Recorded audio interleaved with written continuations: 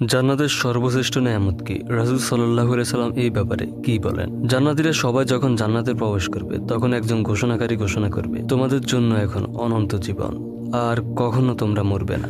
তোমাদের জন্য এখন চির সুস্বাস্থ্য, আর কখনো তোমরা অসুস্থ হবে না। তোমাদের জন্য এখন চির যৌবন, আর কখনো তোমরা বৃদ্ধ হবে না। তোমাদের জন্য এখন চির সুখ ও পরম আনন্দ, তোমরা আর কখনো দুঃখ কষ্ট পাবে না।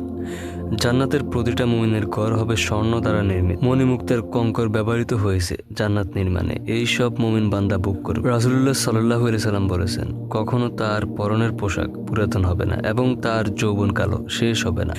জান্নাতীরা হবে অনন্ত যৌবনা। মহান প্রভু জান্নাতীদের সম্বোধন করে বলবেন, হে জান্নাতের অধিবাসীরা। জান্নাতীরা উত্তরে বলবে, হে আমাদের প্রভু, আমরা উপস্থিত আছি, যাবতীয় সুখ ও কল্যাণ তোমার হাতে আছে। তখন আল্লাহ তাআলা বলেন, তোমরা কি সন্তুষ্ট হয়েছ? তারা বলবে, হে আমাদের প্রভু, আমাদের কি না দিয়েছ যে সন্তুষ্ট হব না আমরা?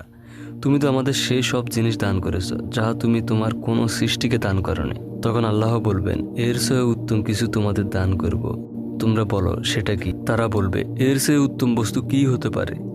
মহান প্রভু জবাবে বলবে, তোমাদের উপর আমার সন্তুষ্টি অনিবার্য করব, এরপর আমি আর তোমাদের প্রতি অসন্তুষ্ট হব না। সুবহানাল্লাহ।